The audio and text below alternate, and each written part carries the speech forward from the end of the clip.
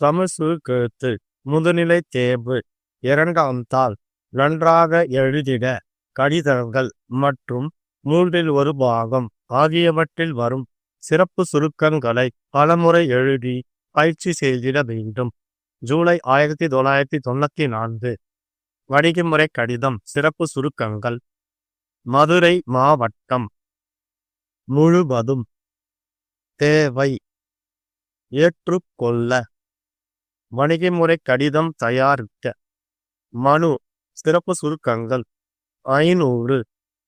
அரசு பேருந்து வசதி சாலை வசதி கொடுக்கும்படி சங்கத் தலைவர் மனு தயாரிக்க பத்திரிகை விளம்பரம் சிறப்பு சுருக்கங்கள் தேவை பட்டமும் முன் அனுபவமும் தகுதியுள்ளோர் நாட்களுக்குள் விண்ணப்பிக்கவும் பத்திரிகை விளம்பரம் தயாரிக்க ஒப்பந்த புள்ளி அறிவிப்பு சிறப்பு சுருக்கங்கள் 500. கொண்டு வர முன் அனுபவமும் நிறுவனங்களிடமிருந்து மூடி முத்திரையிடப்பட்ட ஒப்பந்த புள்ளிகள் கோரப்படுகின்றன. ஒப்பந்த புள்ளி நமுனாக்களை தேதிக்குள் அலுவலக நேரத்தில் பெற்றுக்கொள்ளலாம். பூர்த்தி செய்யப்பட்ட ஒப்பந்த புள்ளிகள் 5000க்கான வைப்புத் தொகையுடன் பாரி நிறுவனத்தின் இம்மாதம் மணிக்குள் வந்து சேர வேண்டும். மணியளவில் வந்துள்ள ஒப்பந்தக்காரர்கள் முன்னிலையில் பிரிக்கப்படும். ஒப்பந்த புள்ளி அறிவிப்பு தயாரிக்க 1/3 பாகம் சிறப்பு சுருக்கங்கள். நன்றி கூடும் தீர்மானத்தின் மீது ஓர் உறுப்பினர் பேசியதாவது முன்மொழியப்பட்டுள்ள வழிமொழிந்து கூற விரும்புகிறேன். இந்த அரசின் நல்ல முறையிலே கோடிட்டு காட்ட விரும்புகிறேன்.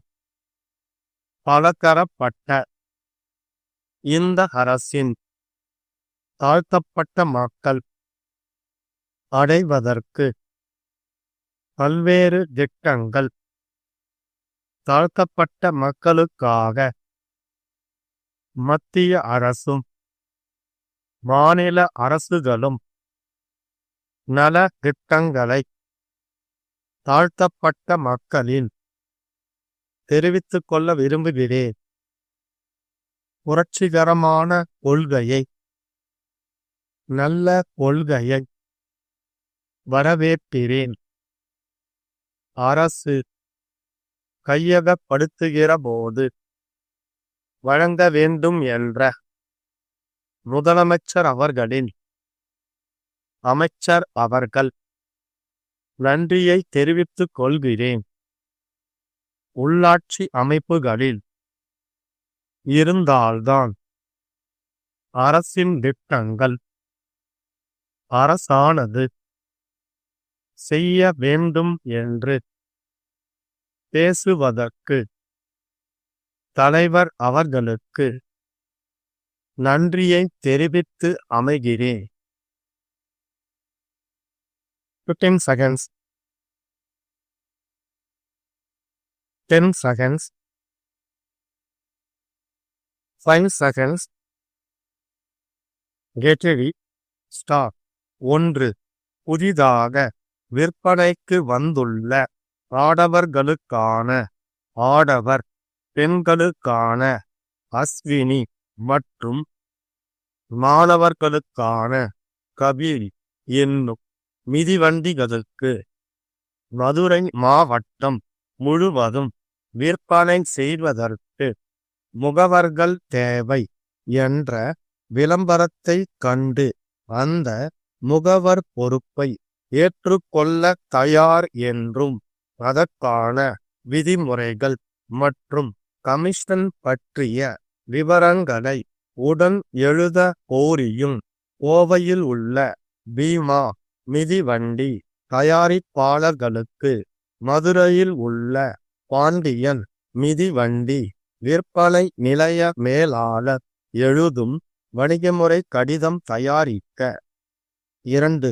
பாரதிபுரம் திருநெல்வேலி நகரிலிருந்து 5 கிலோமீட்டர் தூரத்தில் அமைந்துள்ள புதிய குடியிருப்பாகும்.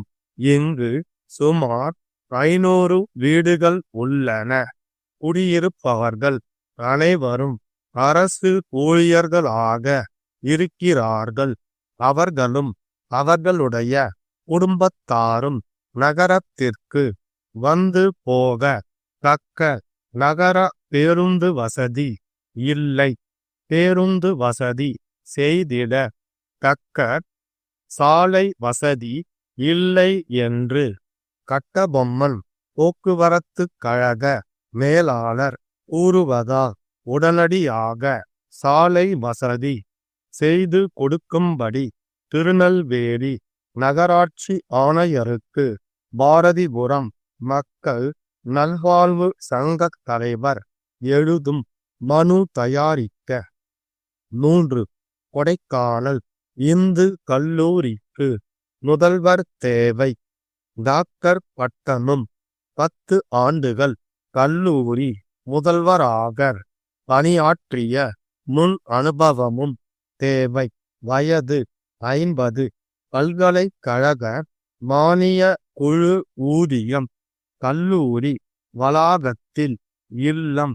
தகுதியுள்ளோர் தக்க ஆவணங்களுடன் 10 நாட்களுக்குள் இந்து கல்லூரி நிர்வாக இயக்குனர் கொடைக்கானல் அவர்களுக்கு விண்ணப்பிக்கவும். பத்திரிகை விளம்பரம் தயாரிக்க. 4. தேனியில் உள்ள பாரி நிறுவனத்திற்கு மாதம் 500 டன் சீனர் களிமண்ணை நாமக்கல்லிலிருந்து கொண்டு வர போதுமான முன் அனுபவமும் தேவையான லாரிகளும் வைத்துள்ள போக்குவரத்து நிறுவனங்களிடமிருந்து மூடி முத்திரையிடப்பட்ட ஒப்பந்த புள்ளிகள் கோரப்படுகின்றன. ஒப்பந்த புள்ளி குறித்த நமுனாக்களை ரூபாய் 50 செலுத்தி இம்மாதம் 25ஆம் தேதிக்குள் அலுவலக நேரத்தில் பெற்று கொள்ளலாம். பூர்த்தி செய்யப்பட்ட ஒப்பந்த புள்ளிகள் ரூபாய் 5000ற்கான வைப்பு தொகையுடன் பாரி நிறுவனத்தின் கணக்கு அலுவலருக்கு இம்மாதம் 30ஆம் தேதி மாலை 3 மணிக்குள் வந்து சேர வேண்டும். அவை அன்று மாலை 4 மணி அளவில் வந்துள்ள ஒப்பந்தக்காரர்கள் முன்னிலையில் பிரிக்கப்படும். ஒப்பந்த புள்ளி அறிவிப்பு தயாரிக்க. ஸ்டாப். சரியாக 2 நிமிடங்களுக்குப் பின் 3இல் 1 பாகம் படிக்கப்படும்.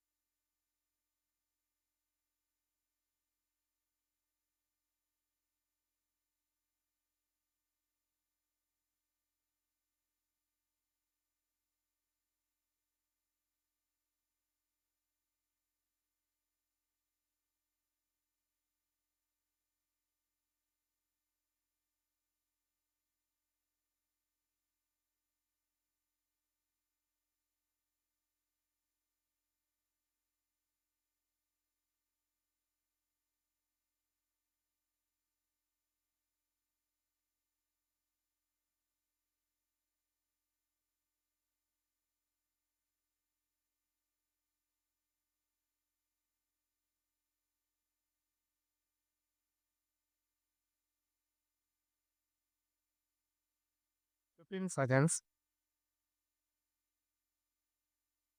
10 seconds,